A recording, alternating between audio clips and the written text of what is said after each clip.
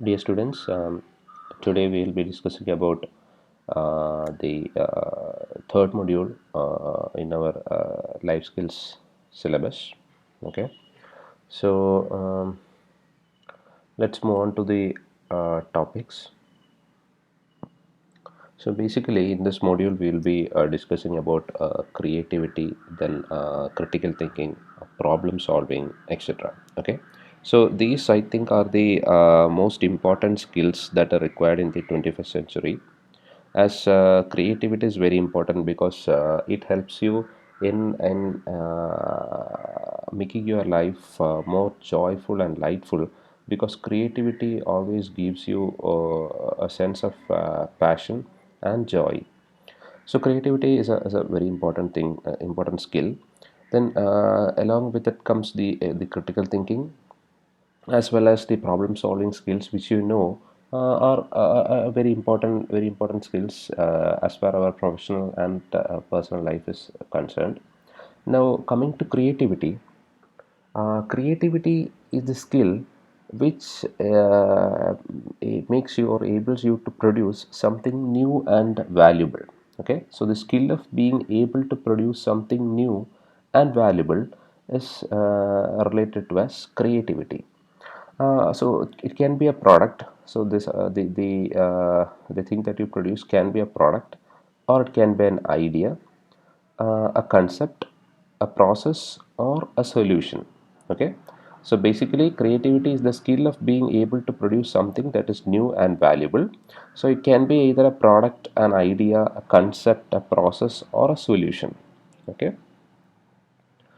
uh, Experience, intuition, and creativity. So creativity and creative thinking is strongly linked with intuition, imagination, and experience. Okay, so the creativity and creative thinking that you have, or the skill that you have, is strongly linked with the intuitions, imaginations, and your experience. Okay, so experience is the source from which we acquire knowledge. Experience is a source because in our life we pass through a lot of things which increases your experience, and this experience is from where we acquire our knowledge, right? Because if you have a tumbler of hot water and once you touch it, you know that your hand will get burned. Now that is an experience that you have. You touch hot water, your hand gets burned. That is your experience from which you learn that if you touch hot water, you are going to burn your skin. Okay, now that is how you learn from your experience. So experience is a source from which we acquire knowledge. People who have a wide range of experience are often more creative because because their knowledge base is also very huge. They have a very wide knowledge base. Since they have large experience, they have wide range of knowledge base, which improves their creativity. Next is intuition. Intuition is the ability to know something without using any reason. We all have had some intuitions, right? So it is a spontaneous thing, and it is something that comes from inside without any reasoning. There is no justification for your intuitions. So it is the ability to know something without using any reasoning. So all the experiences that we receive get stored in our mind without our consent.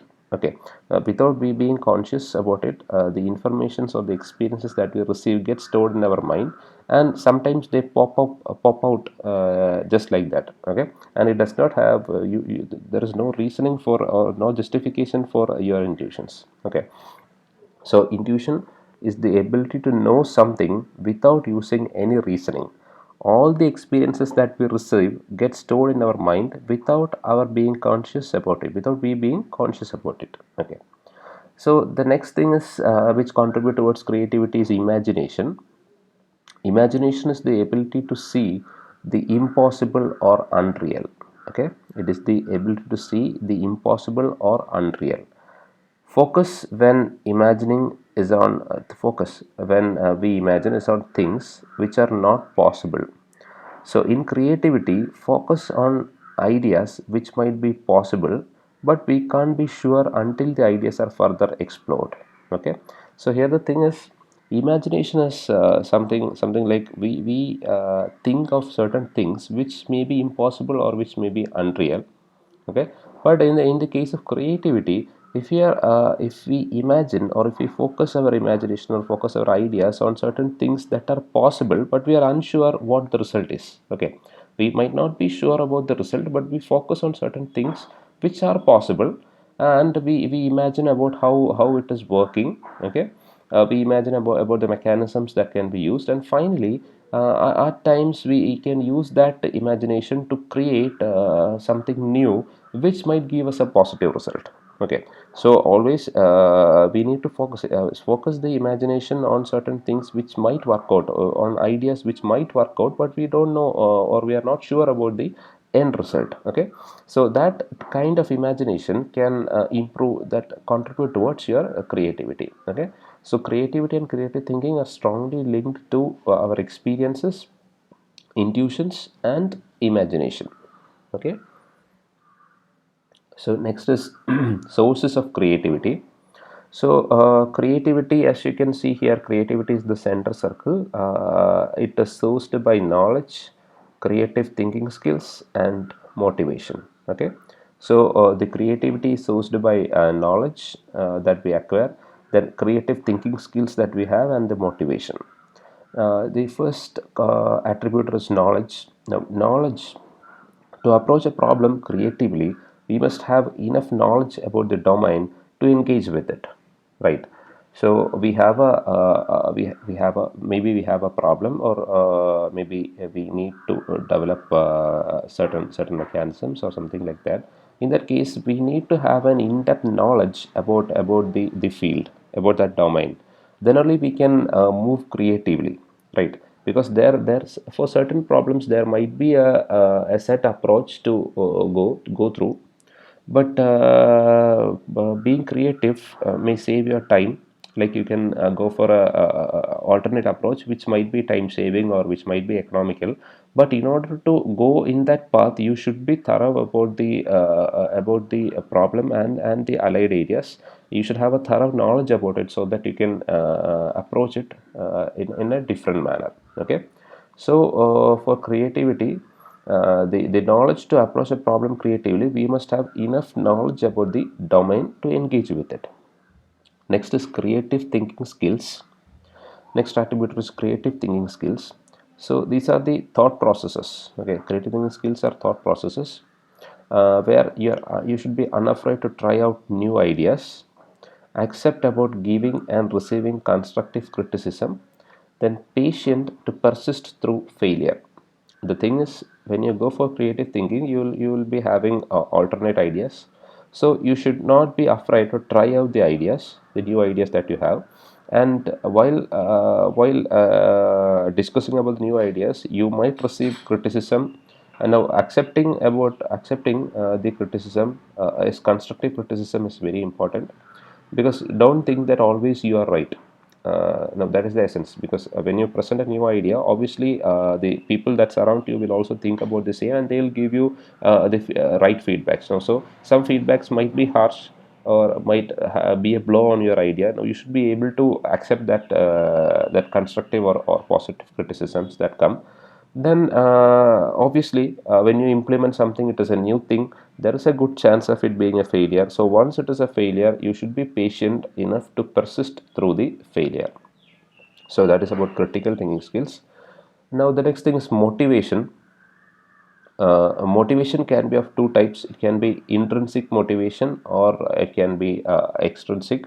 Intrinsic motivations arise from within oneself, but extrinsic motivations arises from the promise of a reward or the fear of a failure. Okay, so motivation is very important for moving in creative thinking, because once because you need to be motivated, then only you can move forward. There should be some motivation. Now motivation can be of two types. It can be either intrinsic, that is internal motivation, which arises from within oneself, or can be extrinsic, that is external motivation, which may arise due to many reasons. It can be due to fear of a failure, or it can be due to due to the promise of a reward. Okay, so somehow a motivation, that's a spark, should be there to move forward.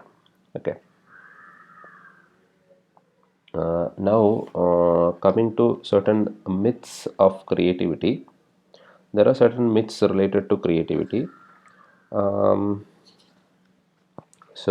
I think maybe we'll, before moving on to the myths of creativity, then as I was discussing about the motivation factor, the motivation, extrinsic motivations can be due to money, as I told, or promotions or bonuses, or fear of punishments or deadlines. So all these things can contribute towards extrinsic motivation. Okay. So you can also think about some factors that motivate you. Okay, now next thing is, we'll have a small discussion about lateral thinking also. Okay, there can be two types of thinking. There can be a vertical thinking, that is the common style that we do, vertical thinking, or there can be a lateral thinking style. Now, this lateral thinking is a term coined by Edward D. Bono, and it represents a means of problem solving by an indirect or non-sequential method. Okay, it uses an indirect or non-sequential method using reasoning that is not necessarily obvious. Okay, so in lateral thinking, we go through an indirect or a non-sequential method of reasoning, which may not be obvious, but that gives you an opportunity to look into different aspects. It is a process that starts with the generation of new ideas. Okay, and the logical continuity of the steps used to reach a problem are not important. So here the thing is, the logical continuity of the steps. Usually when we solve a problem, say a mathematical problem, we use a set of steps to solve the problem. That is vertical thinking. Okay, we use a certain set of steps, certain conditions to solve a problem, we arrive at the end solution. Now that is vertical thinking. But in lateral thinking, we are not concerned about the steps or continuity of how you reach a solution. Okay, there can be a logical, there can be no this has a non-sequential, this is a non-sequential method using reasonings that is not necessarily obvious. Okay, so it helps in generating new idea. Fine. So lateral thinking is coined by Edward D. Bono and represents a means of problem solving by an indirect or non-sequential method using reasoning that is not obvious. And in this case, the logical steps used to reach a problem are not important here. Okay, so that is the difference between vertical and lateral thinking. Okay, vertical thinking, we go for a well defined series of steps to arrive at the final solution, and lateral thinking is a non sequential method using reasoning that is not necessarily obvious. It helps in generating new ideas. Okay, now we will move on to the myths of creativity. So myths are widely held but false beliefs. Okay, myths, they are widely held but they are a false belief. So myths of creativity. One is the Eureka myth, which says that creative ideas should come to us in a flash. Okay, Eureka myth, which says that the creative ideas should come to us in a flash. But the truth is, creative process often takes certain amount of time from the consumption of an idea through its incubation phase. Okay, it takes a certain time. That is the real thing. But the Eureka myth states that the creative idea should come to us in a flash. Next is the breed myth. Okay, breed myth. Now, it states that the creative individuals belong to a certain personality type or have a particular genetic predisposition. Okay, breed myth states that the creative individuals belong to a certain personality type or have a particular genetic predisposition. That is the breed myth. But research suggests that there is creative potential in all individuals and that creativity is not limited to certain personality types. Okay, so even though breed myth has certain perceptions, but the research suggests that there is critical creative potential in all individuals and that creativity is not limited to certain personality types. So the third one is originality myth. It states that any creative endeavor must be wholly original. In fact, most ideas arise from combining older ideas. Okay, originality myth. Originality myth states that the creative endeavor must be wholly original. It must be wholly original ideas. But we know that most of the ideas arise from combining older ideas. So that is against the originality myth. Then the expert myth. Fourth one is expert myth. Expert myth states that only experts in a field can be creative. Okay. Expert myth states that only experts in a field can be creative. Okay, now we know that knowledge is important for those who understand enough about a field to work with it can come up with brilliant solutions. So we know that experience and knowledge are important to be creative, but research suggests that most successful people are at their creative best when they are young. Okay, when they are young, research suggests that most people are more creative and best at their as they are young. So young, experienced enough to understand the basics of their field, but capable of retaining a fresh perspective on them.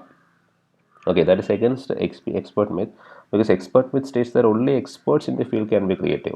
But we know that the basic knowledge is important about the field. So research says that the most successful and creative people, creative, most successful. You are most successful in being creative when you are young, experienced enough to understand the basics of the field, and are capable of retaining a fresh perspective on them. Okay, so that is against the expert myth. Now the incentive myth. Okay, offering more money or incentives will make people work more creatively. That is the incentive myth. Offering more money or incentives will make people work more creatively. Now, this myth has its root in the industrial era where people were required to perform repetitive tasks in a highly structured environment. So, incentives provide extrinsic motivation for getting the work done.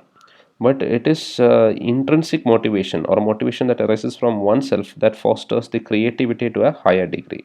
Always the intrinsic motivation fosters the creativity to a higher degree. Next is the lone creator myth, which states that creativity is a one man show that results from one man working alone on a new idea. Okay. So the lone creator myth states that creativity is a one man show that results from one person working alone frequently on a new idea. So the most inspirational stories that we hear about here contribute to this myth. So in truth, most creative projects are a result of a teamwork. Okay. So lone creator myth actually states that it is one man show that makes creative ideas work. But in truth, most of the creative projects are the result of teamwork. Many lone creators that we hear of all the time had an extensive team of assistants. Okay, extensive team of assistants. They always had an extensive team of assistants. Now, for an example, let's take Thomas Edison. Now, Thomas Edison had a dozen of people in his team to make things happen. Then Apple, let us take the case of Apple. Steve Jobs, Steve Jobs. The buildings are designed in such a way to ensure that the people work on different projects and they meet frequently. In recent interviews, also he had stated that they have a good team of workers who work in teams who meet each other to create to share their ideas. So all these modern innovators, they had good team working behind them. Okay, so the creativity stems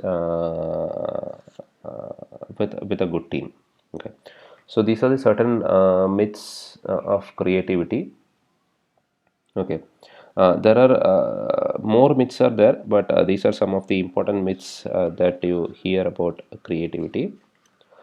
So next we'll move on to critical thinking versus creative thinking. Okay, critical thinking versus creative thinking. Now, critical thinking is a clear, rational, and disciplined thinking. Okay, critical thinking is a clear, rational, and disciplined thinking where the thinker improves his thought process by reflecting on them and recognizing the errors that may be present. Okay, so critical thinking is a clear, rational, and disciplined thinking where the thinker improves his thought process by reflecting on them and recognizing the errors that may be present. So it is a means of improving one's own thinking. It is a means of improving one's own thinking. Critical thinkers uses a group of interconnected skills to analyze, unify, and evaluate what is heard, seen, or read by them. Okay.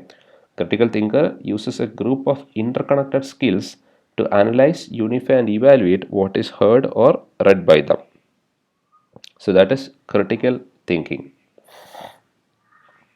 So critical thinking is mostly linear, then it is selective and works by elimination.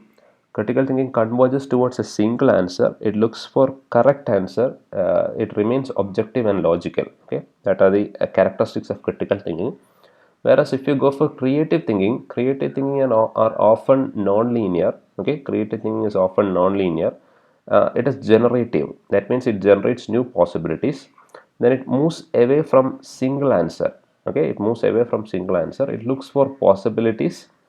It suspends judgment. Okay, that's a difference between or the characteristics of creative thinking. Okay. So I think you might be now familiar with what is critical and what is creative thinking. Now there are certain skills that are used for creative thinking. Creative thinking skills include flexibility, originality, fluency, elaboration, brainstorming, then modification, imaginary, associative thinking, attribute listening, etc. Whereas critical thinking skills include comparison, classification, sequencing, then deductive and inductive reasoning, forecasting, planning, etc. Okay, so so these are the skills that are associated with creative and critical thinking. Okay, so maybe we'll stop this video here.